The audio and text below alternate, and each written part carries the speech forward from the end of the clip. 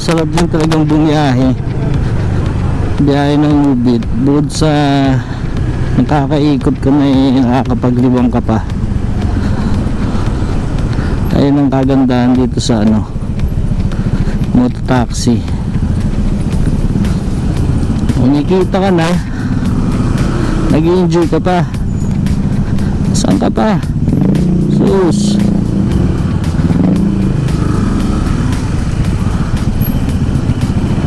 Kaya lang minsan nakapagod, lalo na pag traffic, tapos yung ulan tulad ngayon medyo makulimlim,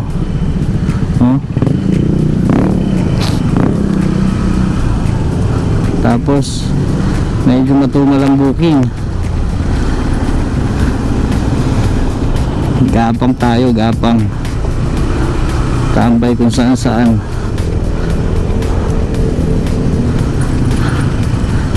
Minsan yung oras ng tulog ko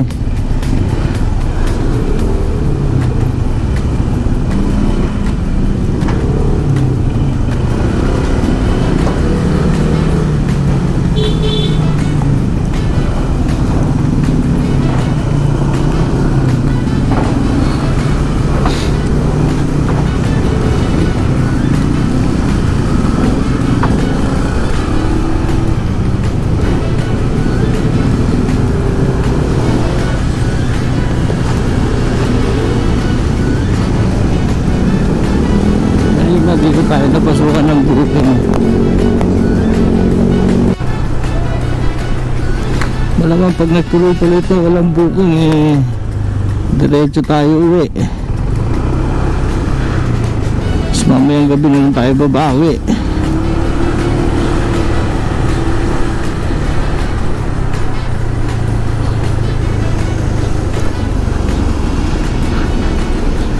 Siyempre kailangan natin kumita so tayo ngayon, raratat tayo ngayon, tambay tayo kung saan saan. Busog naman tayo, hindi naman tayo natatae, hindi naman naiihi, so tambay muna kung saan pwede tumambay.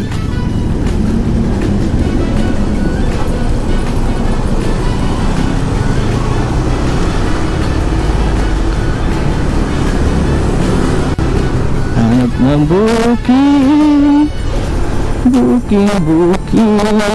booking ng ina.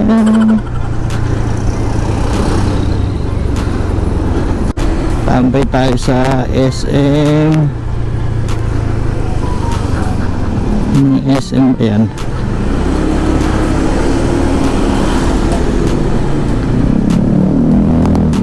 Sunod, kahit na sabihin mong gurami, kahit nasabi mong gurami pa yan,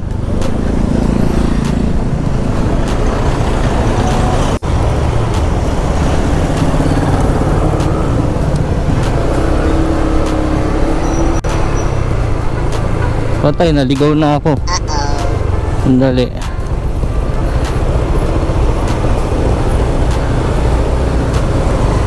ikot na lang. Ano yata ito?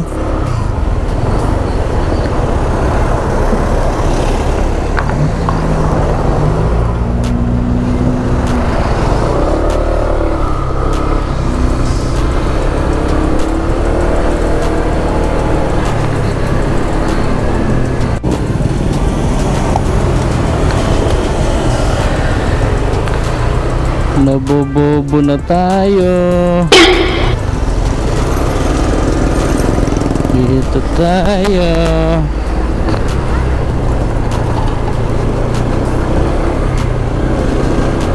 Ayun, tumama din.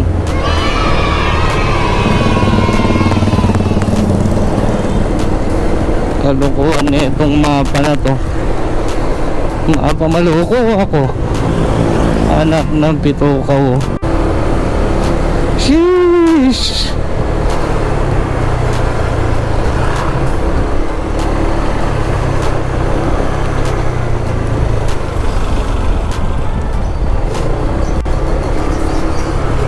Saan na yun?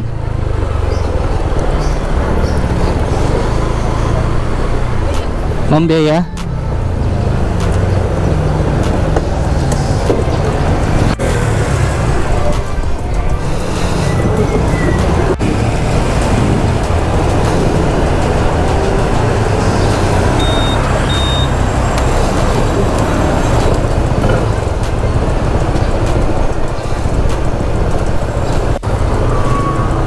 Ito naman.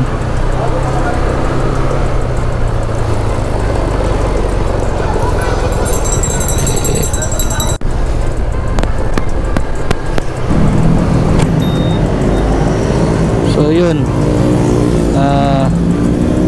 na-drop na natin si madam. Hindi na natin na drinop natin siya. Pero ayun, ngayon waiting na naman tayo ng booking.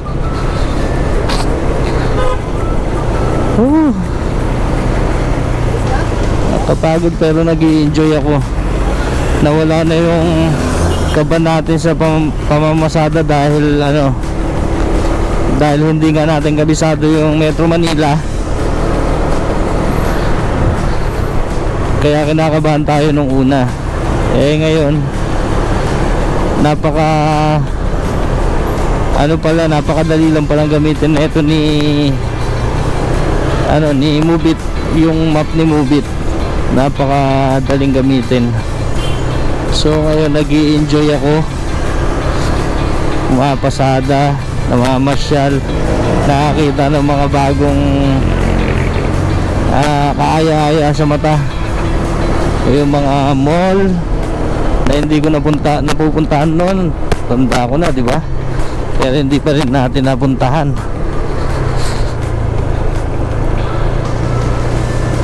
Tapos yung mga lugar-lugar na hindi natin alam, unti-unti natin nalalaman.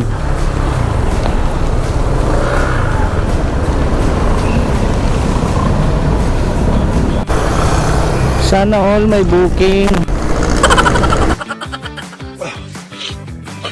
Anak ng pitukaw, tayo na. Masyal na lang tayo. Mamasyal.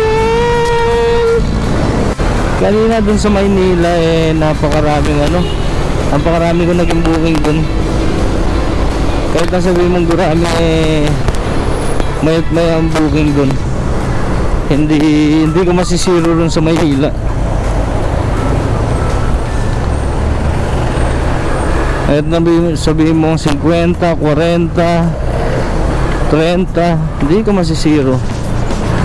Kaya lang papunta dito yung yung booking natin dito huli. Kaya dito tayo pwesto.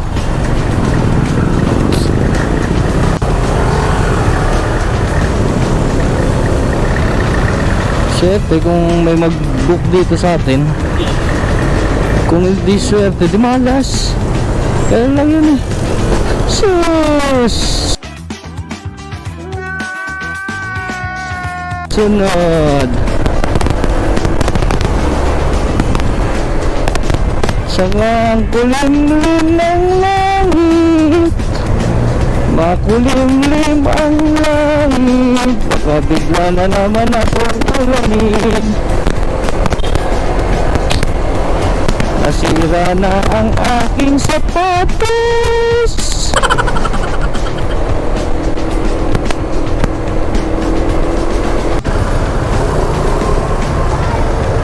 Ang galing nun ni Moovit tawid-tawid lang ang galing ng diskarte matutulog sa bahay. Kaya pag wala ako na book dito, didiretso ako ng anong tawag dito, Quezon Ave. Tapos pagkas ng Quezon Ave, pag wala, sa north tayo, Quezon North. Tapos wala pa rin, uwi na tayo ng bahay.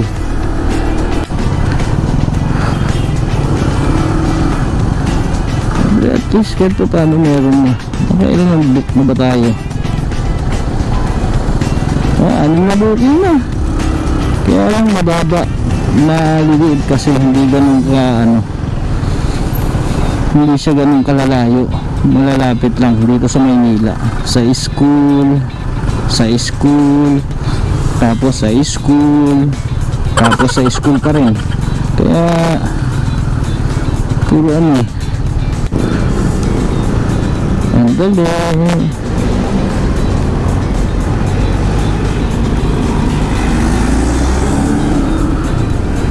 Sakto meron, biriyan niya gulod na baliches oh. Accept mo. Yun, buti pumasok. So ano ba tayo? Real treatment natin si madam, pero sabi niya sila pa rin yung ano,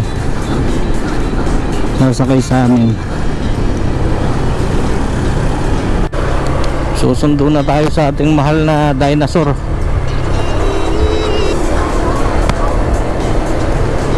Tapos pagsundo, pahinga konti, kain, tapos ano na ulit tayo, larga na ulit, back na ulit para umabot naman tayo ng ano, kahit mga 10 booking sa isang araw. Hindi ba tayo maabot ng 10 booking eh? Pinakamataas ko yata 8. Ngayon naka 8 din ako, naka 8 booking din ako ngayon. Mamaya siguro mga 3 booking lang, okay na, 3, 4 okay na yun. Hinting mga hapon. Pagkakain ko siguro pag ano ba tawag dito, pag bumakbak na ako, siguro 4 na booking, okay na yun. Makakauwi tayo na ito ng maaga, siguro mga alas 9 ng gabi. Ito, okay na yun. Tapos inom pag may tambay pa sa labas.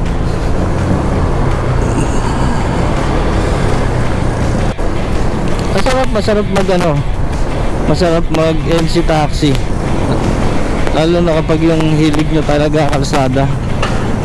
Hindi naman ako masyadong mahilig sa kalsada kasi, kaya ano, hindi ako sanay sa mga lugar-lugar kung saan papunta, kasi kung bata ako hindi naman tayo dala eh. Kumbaga parang dun lang sa lugar natin. Quezon City nga, hindi ko kabisado ang Quezon City. Ano ba, Liches?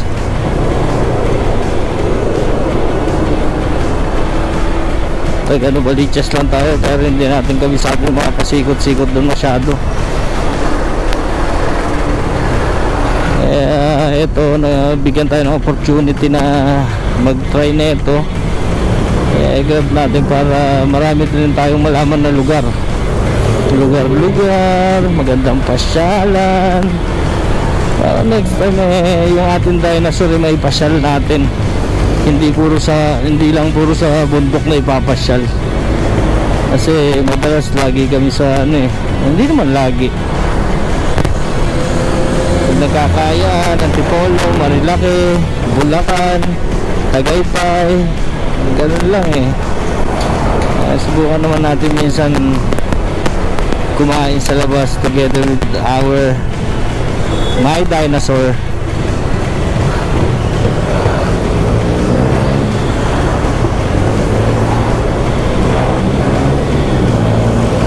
Siyempre kailangan minsan kaya mo rin lumabas yun para ano, mabait lang, hindi mangagat. Baka palayasin tayo sa bahay nun.